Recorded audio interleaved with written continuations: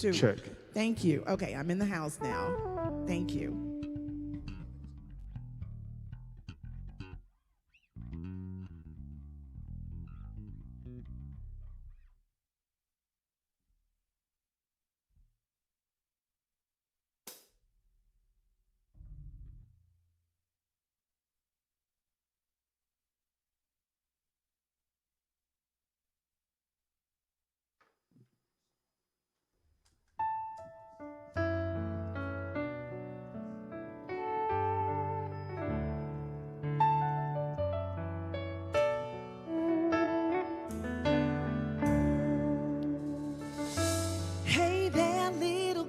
With your head hung low, out there in a world that you can't control, learning all you can about what you don't know. Make sure you guard your heart so love can grow. Sun ain't shining without you, it's dark and cloudy without you. You're amazing, never doubt, but whatever you do, don't let nobody look down on you. Don't let nobody stick a frown on you. Sometimes life is gonna challenge you. Always remember you can count on you. Now look at you, all grown, taking on the world on your own. Just keep your head held high, just like your family taught. And with a peaceful mind, you'll touch the sky.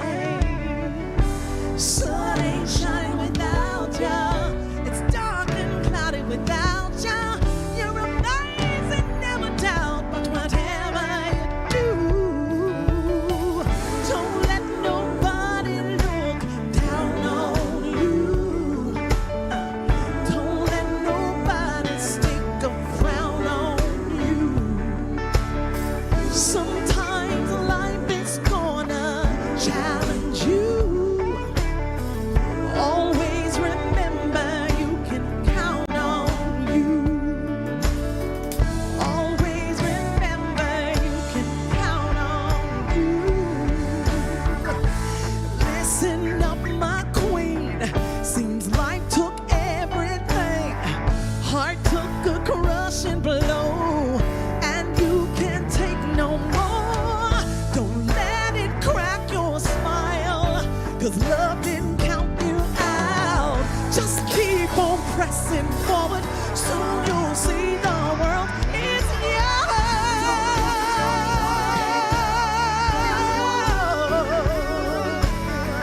Don't let nobody stick a crown on you.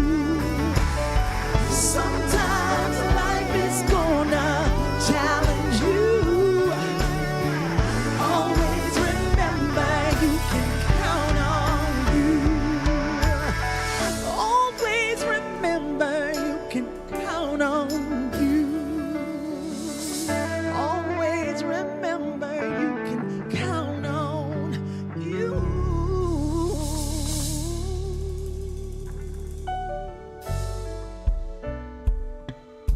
Family, before we go any further, I need every woman watching to take a breath with me. Breathe in, exhale.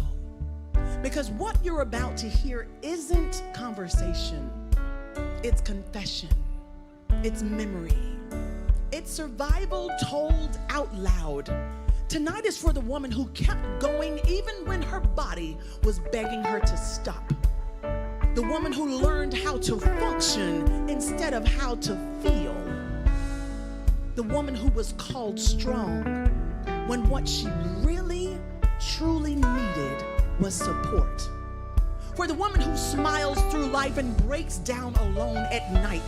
The woman who said, I'll deal with this later, until later turned into years. What you're about to hear may feel familiar. It may feel uncomfortable. But hear this clearly. You are not alone. You are not weak, and you are not broken. These women aren't sharing because they're healed. They're sharing because they survived. And survival deserves to be honored, not hidden. So breathe if you need to. Cry if you need to. Sit if that's all you can do. And tonight, we're telling the truth about what it costs to be strong and what it takes to finally stop running. Y'all, please welcome out to the lavender couch, Miss Sarah, Villery, and Amber C. Salazar.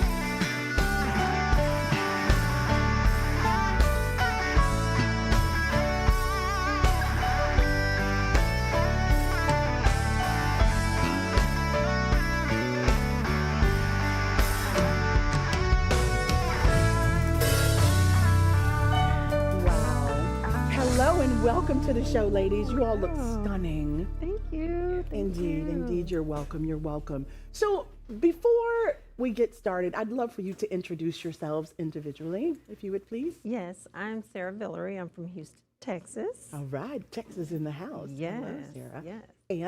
I'm Amber. I'm also from Houston, Texas. Welcome, ladies, again. So before life got really heavy, before survival mode, before the trauma, before responsibilities piled up, I want to go back for a moment. Who were you naturally? What parts of yourself do you remember existing before you had to be strong? Before I had to be strong, I was this young girl from Beaumont, Texas. Grew up Catholic school all my life. My parents were entrepreneurs, and that's what I strive to be. And brother and sister, and everything seemed like it was great. It seemed like it. And then something happened. Yeah, when I was 16 years old, I was taken advantage of. And I held on to that until I was 30. I didn't tell my family. Wow. And it was something that I was ashamed of. I thought it was my fault. And I think because of that, and I didn't ask for help, all of that unhealedness attracted a lot more to my life that I was not really ready for. Prepared for. My goodness. Thank you for sharing that. And if you would please tell us, what were you like before something happened? Well, I was a college student trying to, I'm the first generation college student. That's awesome. And I tried my hardest to be the top dog in the family because I was the firstborn. And I fell short. I was a alcoholic, which was run through my family. And I fell short. My mental health was out the way. I struggled that for the longest, and I ended up being a single mother through the whole process.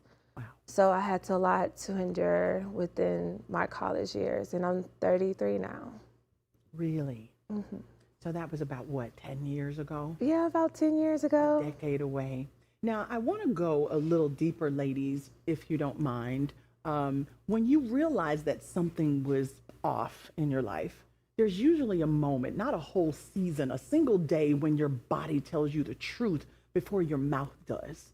Take us back to that day when you realize, I'm not okay and I can't keep pretending.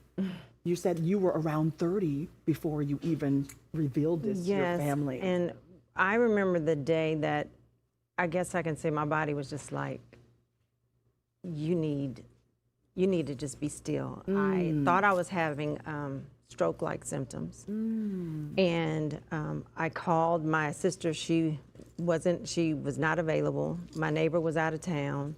My husband at that time, he was out of town. And I realized my body was just, feel like I was having a stroke. I got to the hospital. My neighbor's son ended up being there, took me to the hospital. And I realized all of that because I went through 11 like stroke episodes. And I realized through the whole process of being in the hospital, 2 weeks, that it was all dealing with stress. Wow. And my family came. So you didn't have a stroke. No, I didn't have a People stroke. say that stress can kill you. It does. It was crazy. My family came, and they were all in the room praying. I'm telling you, they were praying. You know, in the hospital room, it's cold. Yes. The room got really, really hot. And one of the nurses came in and opened the door. They were like, oh, no, I'm not going in there. But there was this one nurse that came in. She said, honey, I'm right here with you. I love that. And I remember as they were praying, I surrendered. I was like, God, I can't do it. Do it by myself. And instantly the room got cold again. That nurse told me, you need to get out this hospital. You're gonna be fine. They had ran all these different tests. And they couldn't find nothing wrong. Nothing wrong. Wow. And the doctor was like, you're a mystery patient. And he was like, you're not gonna be able to walk. You gotta have a walker. And I said, oh no, I'm not gonna do that. we're I not went through claiming therapy that. and everything. Wow. And when I got home, I said, I'm not gonna keep this walker. I am gonna push through and. Yeah. Look at you. Thank God good. Oh yes, he's amazing. Now, people hear the phrase survival mode, and it sounds abstract, but survival has a routine. What did survival look like inside your home on a daily basis? For me, survival was just getting through my mental health, was sitting in my actual emotions of grief, of anger, of sadness. I'm actually diagnosed with bipolar and major depression. Oh, no. I'm still dealing with it, but it's okay. But for those days, it's just hard to sit in those moments and saying it's okay to not be okay. But of course, that took a turn, and I have been done suicidal attempts multiple times. No. Yes. I'm so sorry. So survival is I'm here today, and thank God that I am. Because you're a testimony. You're a testimony.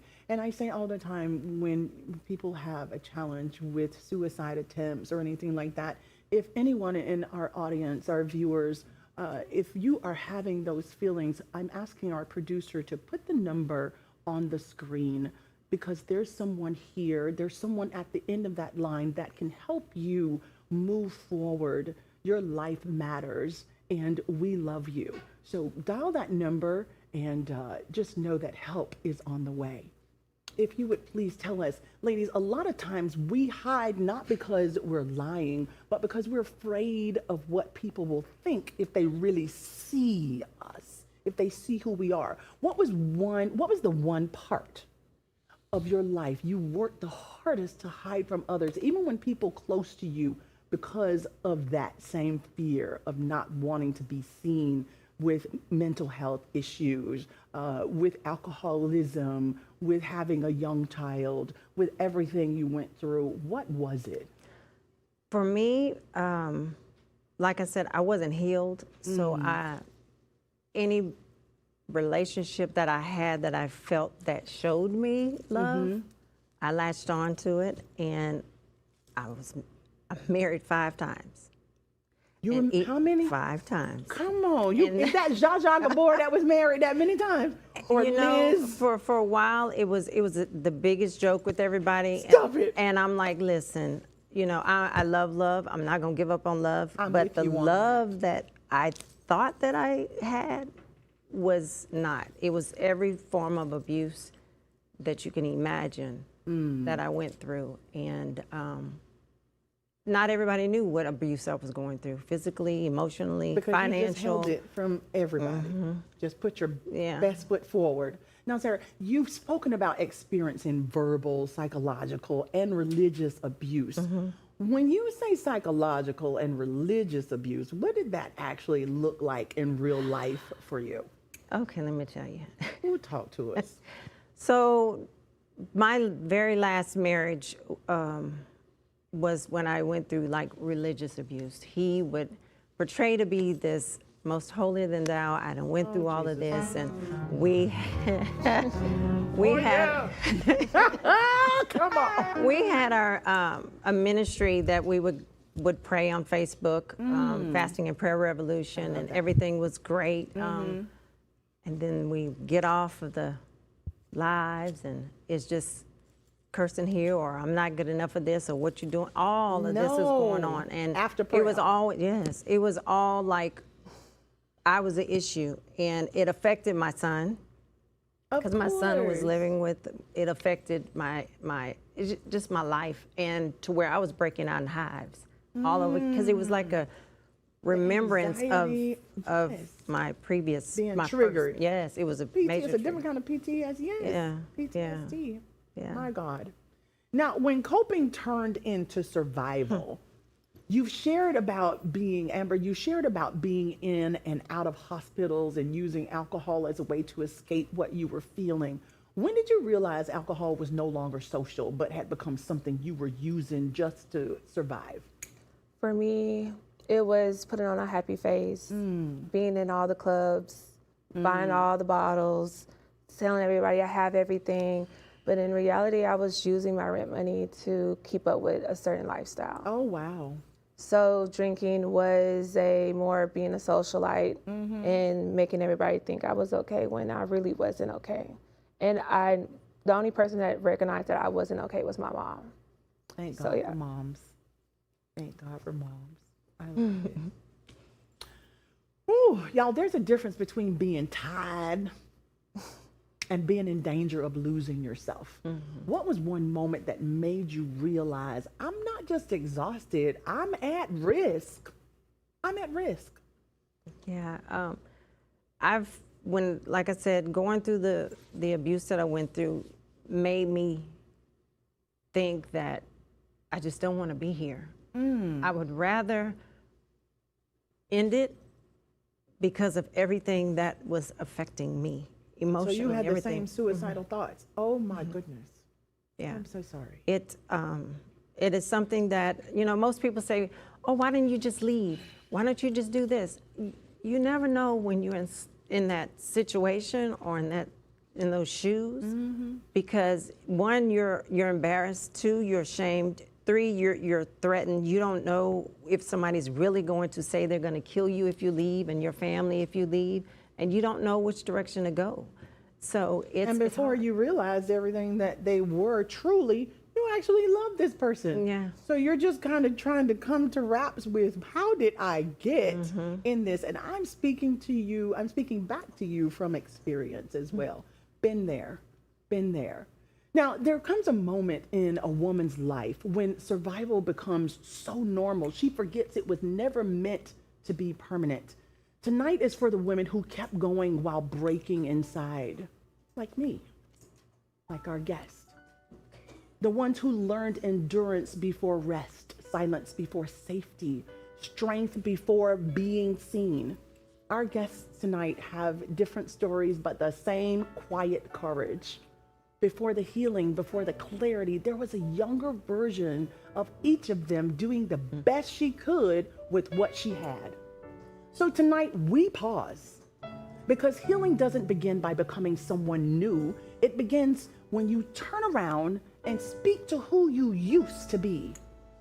We asked each of our guests a question. If you could speak to the woman you were when survival was the only option, what would you say to her now? Family, this is Dear Me. If you would please.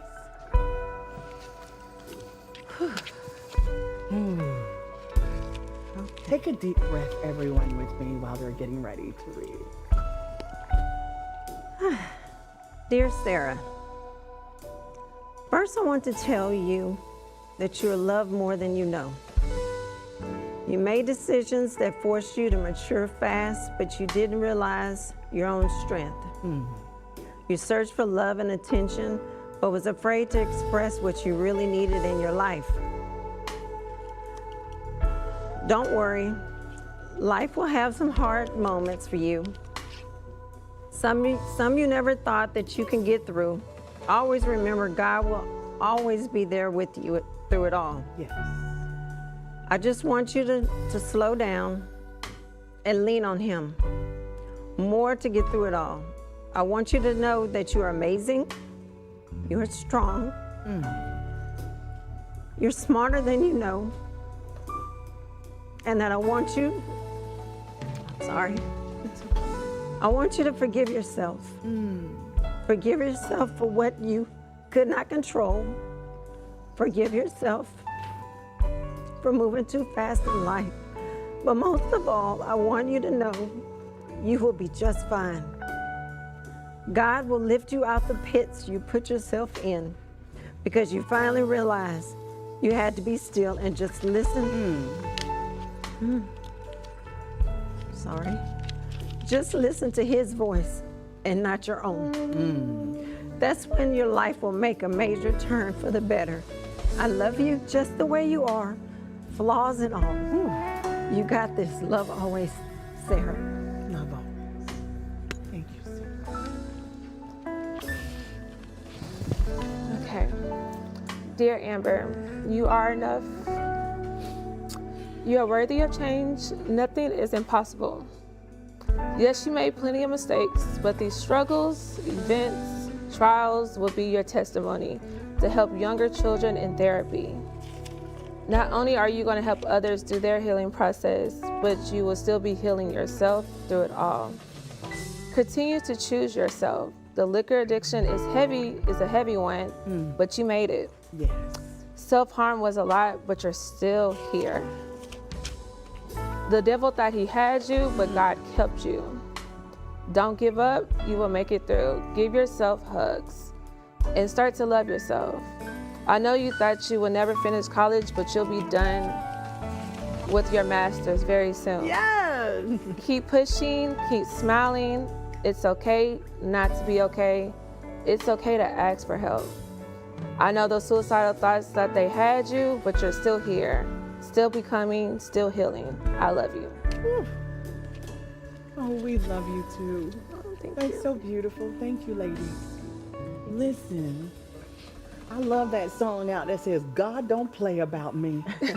God don't play about who he loves. And he loves y'all. He loves us.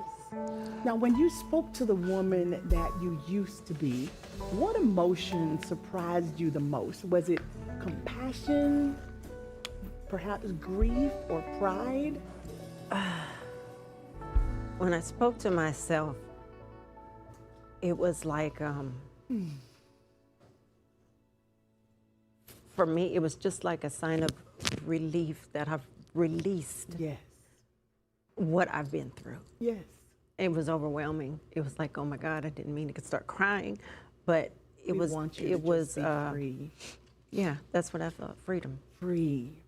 Oh, I love that. That's beautiful. And what about you? For me, it was just the art of speaking up. I've always said to myself and was very shy at times, and for me to speak up and tell my younger self that it's okay, because I normally will just be to myself. You found your voice. Yes, And you I were did. able to advocate for you. And now you advocate for other children as well, right? Yes, I'm currently getting my master's in clinical mental health counseling at TSU. Come on now. Congratulations. Thank you. That's amazing. That's amazing. Now, y'all tell me, what is something that version of you needed back then that you're finally able to give to yourself now? If you can answer me quickly. To realize that I am someone, Yes. that God has me here for a reason, and that now I know that I have to love me in order for someone to love me properly. Yes. Amen. Yeah. And for me, it's finding coping skills to help me get through everything, and everything's going to be okay. Yes, I love it. Y'all are already on the path in the right direction. I'm looking around the room and there's some beautiful art. It is so beautiful. It's healing. Tell me about the artwork that's surrounding us. I actually started painting just a few months ago. Really? Yes. Oh my goodness. You are amazingly talented. Thank you. I decided to get into painting. I got inspired, and I wanted to try different mediums of art. And so I started painting. I started looking at different things on Pinterest. Wow. And I challenged myself, and this is one of my pieces. It's so beautiful. Tell us you. really quickly where we can find your art. Well, it's on my Instagram. On her Instagram, and your Instagram name is? Is Bellamy_BELLMEE. Y'all got that? Okay. And how can we find you? On Instagram as well at Villery12. That's SVILLERY. Thank you very much. Thank y'all so much for joining us, ladies. you. We wish you continued success and healing for everyone's path that you cross. Thank you to our viewers for joining us. God bless you, and we'll be back here tomorrow at 7 for The Culture. Would you please play us a